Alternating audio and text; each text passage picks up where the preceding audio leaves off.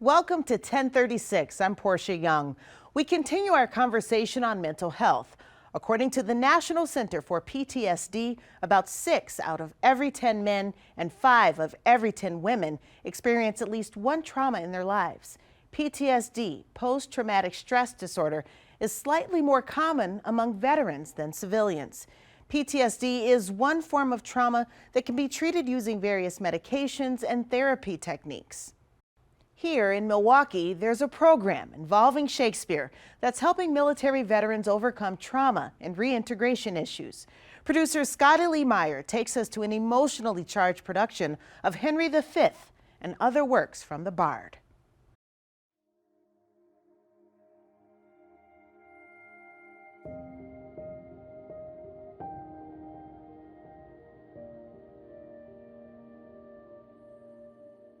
This day is called the Feast of Crispian.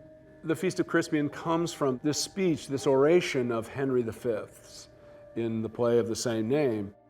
He that outlives this day and comes safe home. It's a military speech. It's a speech from a general to his soldiers. Will stand a tiptoe when the day is named. So it makes sense in attaching it to what we do because the bulk of our work is with veterans. And it is where the phrase, the band of brothers for soldiers, comes from. We few, we happy few, we band of brothers. The Feast of Crispian is a theater-based, mostly Shakespeare, support program for any traumatized population, but mostly what we do, mostly who we work with are veterans. We use acting techniques, and particularly the work of William Shakespeare, to engage with people who are trying to deal with trauma. We're in our 11th year now, so you know there's several hundred veterans have come through our activities. It starts off with the veterans coming into the room.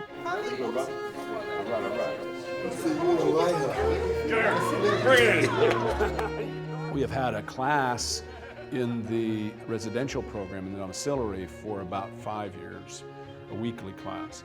And for about 2 years, we've had a weekly class in the outpatient program. Mostly it's guys, we do have women. They can be in for depression or suicidality or PTS or any number of things. So they come in, it's in the rec hall on the 3rd floor of the Milwaukee VA. We bring in real coffee in the morning for everybody, so that's a big treat, and some fruit and things to nosh on. Food, we are the Feast of Crispian after all.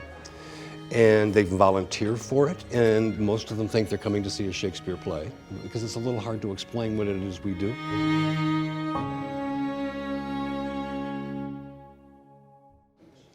Okay, good morning, good morning. So many faces I'm so happy to see. We are Feast of Crispian. I'm Nancy, this is Bill. Where are you, Jim? And we're gonna get you up today acting Shakespeare. And we've never, ever, not once had somebody who couldn't do it. Maybe number one is just the opportunity to explore emotions. In basic training, they spend a lot of time suppressing your emotions and your emotional expression, because those kinds of things can get you into trouble. What we feel we do here is to be able to offer you a place to start to play with and experiment with and be curious about emotional expression. We start with a circle. That circle is kind of deep in our bones from a primal place. And it's a place of story, it's a place of magic. Why did King Arthur have a round table? Because it's a community of equals. We're going to do introductions and a little bit of checking, what we call check-in. We have a set of questions that are pretty standard. You know, the first question is the landscape of your childhood. My name is Charlie Walton. Yeah. My landscape of my childhood is the cotton fields of Mississippi. Where in the world do you feel most yourself? I left for Vietnam after high school, and from that where I learned to feel most myself was helping others to help themselves. Check in with a sensation in your body. Sensation in my body feels like I feel like I fit in. And then will you ask them to give it a color? Purple. I'll share my purple. So we're starting to ask them to engage their imagination, their sense of self, their memories. And then we just kind of move on to the day, moving into a series of acting exercises.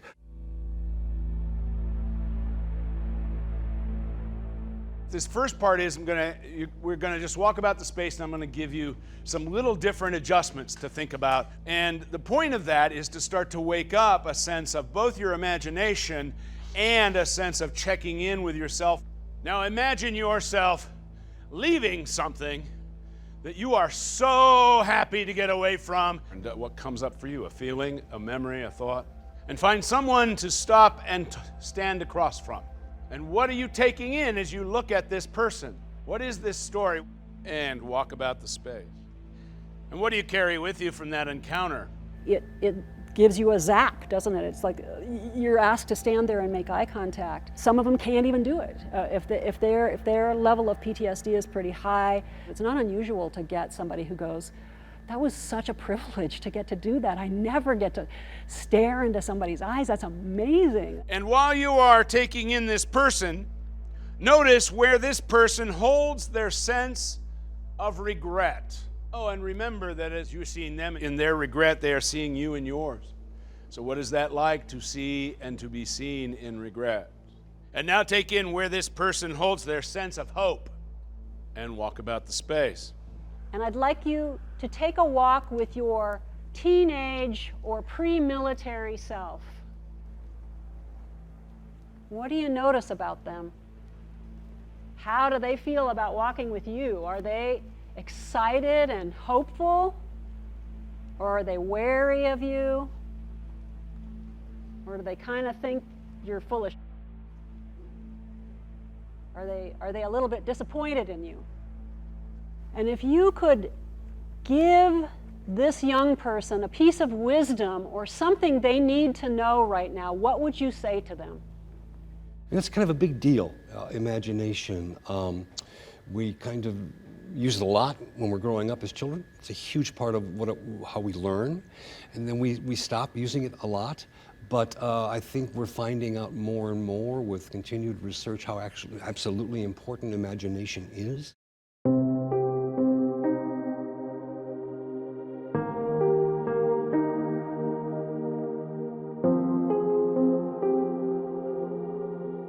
So when Charlie and I were looking at each other head on, he was dead set. I kept looking away, and I felt like the whole entire world was watching us.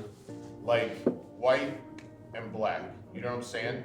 And how they're both staring each other down, but I felt like I can't even look deep into his soul because I can't even imagine. And it's just how like society kind of looks at things right now. It's either black or white. This is what I saw in you. I saw all that you were saying. I saw the confusion. You looking all around, and I could feel you. And when I could hold you long enough to stop, you get a little more release, and you can look at me a little bit longer. Yes. But when we do that more often, you'll be able to look me in my eye, and I look in your eye, and we'll see the love that we have in each other as people.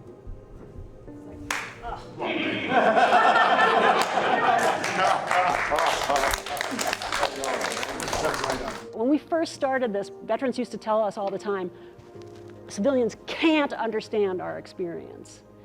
And what I would say is that's partially true, but it may also be true that if you can try and express it and tell your story, we can move a little bit closer to that. I feel like today, when I was walking with my younger self, was the first time I looked at myself and appreciated who I actually am. It was nice to finally see myself in an image that I've never seen myself before. It was very hard to do that. When you said, what would you tell yourself? I told myself that I'd never give it up. It's hard to believe that I wanted to give up before. It's hard to talk about that right now too. because it's real, man. That was really tough. So what's it feel like now that you've had that little exchange? It feels incredible, man. It really does. Now we're going to do two-person scenes and sort of put you into a moment in a play. And then basically the rest of the day we do scene work, and we stand them up generally 2 by 2. We'll put everybody into a Shakespeare scene. There be some such, no question. Wouldst thou do? Wouldst thou do? We use our techniques to work the scene. There's one of us at each shoulder of the participants. I think thou wouldst not. I think thou wouldst not. So the word comes into your ears, or we simply ask that you repeat them. This first couple of scenes that we'll do will come from Shakespeare's play Julius Caesar. So this scene is well towards the end of the play. Most of the conspirators have been killed. Cassius and Brutus are the only ones left. We are going to have essentially the final battle that's going to determine which set of these Roman fighters is going to win and take over Rome. That you have wronged me That you have wronged me doth appear in this. doth appear in this. You have condemned and noted Lucius Pella. You have condemned and noted Lucius Pella. We do Shakespeare only. There's a whole raft of reasons why we do Shakespeare and not modern plays. What Shakespeare did was he just kept digging deeper and deeper into what it means to be a human being. And when you inhabit those giant stories and you're speaking in verse, in the poetry of Shakespeare, it's full of metaphor and imagery that allows a kind of larger space of imagining yourself in that. You know, a lot of people had a horrible experience in the military and hated it, but everybody who comes out of the military misses the camaraderie. And the other thing is hard. That's hard. It's nice to do hard. And that's something that happens in the military all the time. We have a second technique where we ask rather provocative questions. When have you had to curse out a good friend before in your own life? You know that you are Brutus that speak this. You know that you are Brutus that speaks. You don't ask them to answer the question. We just drop that question and then repeat the line of Shakespeare's text. The name of Cassius. The name of Cassius. What part of his body would you go for first to defend yourself? The name of Cassius. The name of Cassius. What we're really trying to do is to pop some kind of emotion or some kind of memory. When they say the next line, some of that energy, some of that feeling, some of that color goes into the speaking of the line. I, an itching palm. I, an itching palm. Did he just accuse you of being a thief? I, an itching palm. I, an itching palm. When we first came into the VA, they asked us how we were going to respond when the veterans got really mad. And we were like, that's the point, is for them to have a place to put that and to be able to express it healthfully. And because it's a safe context, they're doing it in the context of theater. I am a soldier, I am a soldier, I. Older in practice. Older in practice. Abler than yourself to make conditions. Abler than yourself to make conditions.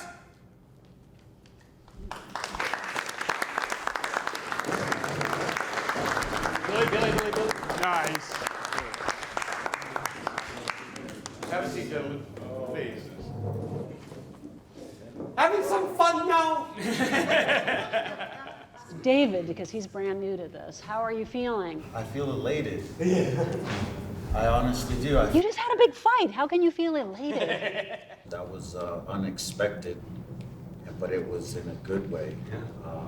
It was very, very different to be in a confrontational environment without there being Consequences. consequences. Yes, thank you. Yeah.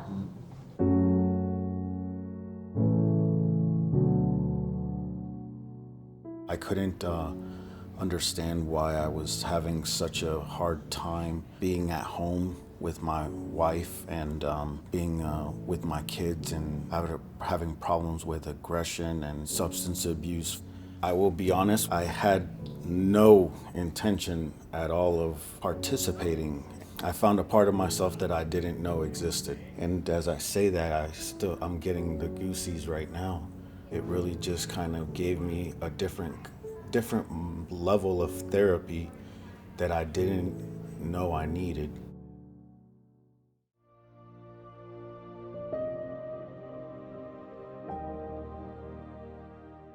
You know, this is the new paradigm for what we should be looking at, is making life better for people.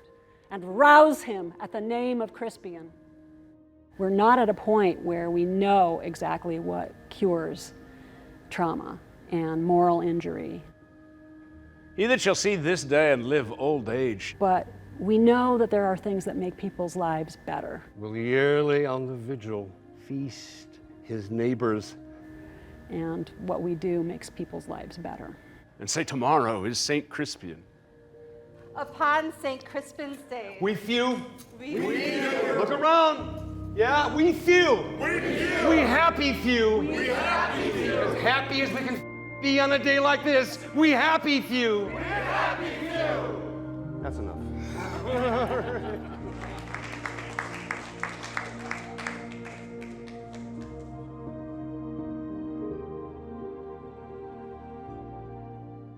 Feast of Crispian attracts around 150 to 200 veterans nationwide every year through its programming, inside and outside of the VA. Our veterans are the new focus of a Milwaukee PBS documentary airing in November, A Hallowed Home for Heroes.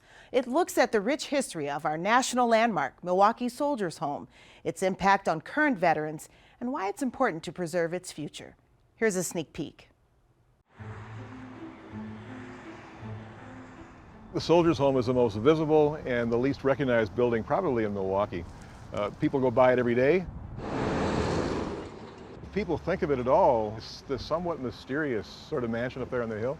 When I've gone to Brewers games, I've seen like this cool building peeking over the trees, but never went to explore it. My dad took me to County Stadium and you could see the bleachers on the hillside. I asked my dad, who are those guys? And he told me that they were veterans. Dad had been the longest serving chaplain, I think still is. First of all, it's a huge surprise if I tell anybody this is where I lived. Wow. And that was Helen's room. It's a national treasure. The Soldiers' Home literally goes all the way back to Abraham Lincoln. President Lincoln in his second inaugural makes a very clear statement about the need to care for the veterans of the Civil War. So it's a very important moment. The story of the Soldiers' Home in Milwaukee starts with the women who have been taking care of soldiers for a couple of years before this place was created. It just really looked pretty dire. It really was very close to being demolished. The care that was taken with the restoration, I think that's a miracle. I think the renovation needs to be finished, and losing any one of the elements, I think, compromises the integrity of the whole. 54 years ago, I was married here. The goal was always to get these buildings put back into the service of veterans because that's what they were built for. I was homeless for 14 years before coming in here. When I first seen my apartment, I cried. This is where we sat every Thanksgiving at the dining room table. It's a whole different perspective today than living here as a kid. You can tell there's a lot of history in this building. And sometimes you can even feel it. I can't believe that I'm actually in this hallowed building. It is something that is beyond just living here. If we didn't have Old Main, this city, this country would be diminished. This country would also have broken a promise that it made to veterans. It's part of our history. But I don't think it's a part that very many people know of. When you have a jewel this intact in the heart of your city, save it. Just save it.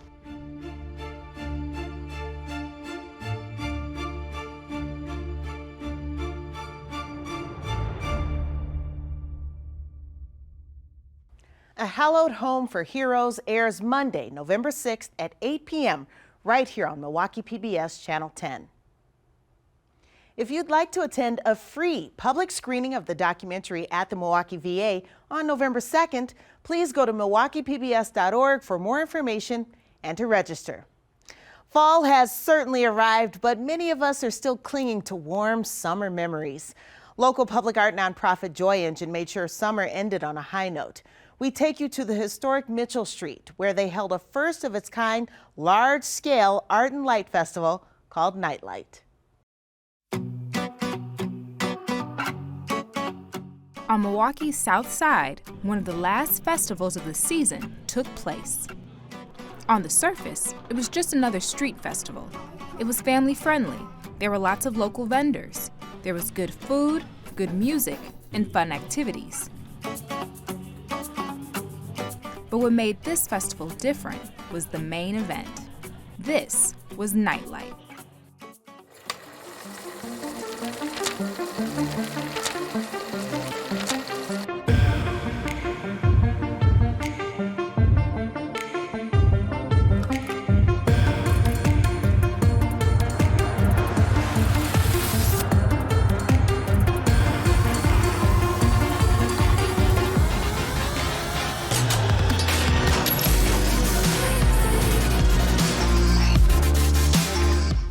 Presented by Joy Engine, a local public art nonprofit, they worked with local artists to bring a dazzling light and art show to historic Mitchell Street.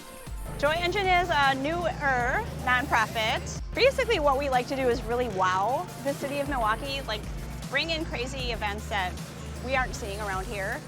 And I had gone to a festival last year in Cincinnati called Blink, which is a 30-block installation of different kinds of light shows. I fell in love with a type of art called projection mapping. Projection mapping is the art of using projectors to map light onto three-dimensional objects. This technique, combined with music and sound, creates a highly immersive experience. I would say my favorite part about this is the fact that we're projecting 30,000 lumens of light onto a 3-story building that's a block wide. I'm super excited to see the work on the building and see everybody's work on the building. This is something I've never seen in person, so I'm really excited about it. 4 Milwaukee artists were picked to create short films for Nightlight. Wes Tank and Brianna Cole were 2 of the contributing artists. My piece is essentially a visual score of a song that I made. And it's a song that I started like 10 years ago, and I was working on it off and on. It's part of a larger album that I'm gonna be dropping this year. But I love Mitchell Street, I love the people of this neighborhood, and it's a really great part of town. And I'm really excited to see some like cool stuff happening here and activating this awesome historic corridor. I think that the piece that I created really embodies that joy, and even though it's not in the same style as my other work, being able to animate a piece that kind of shows how I feel when I listen to the song is just super special to me. Mitchell Street Arts was chosen to be the backdrop for this one-of-a-kind show.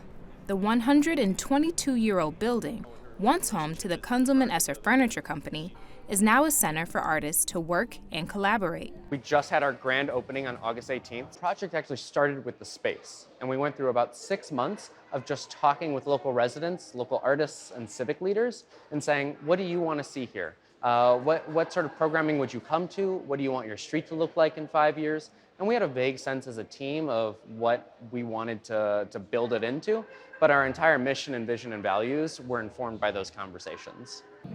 As the sun set on a cool September evening, audience members found their seats and waited in anticipation for the big show to start.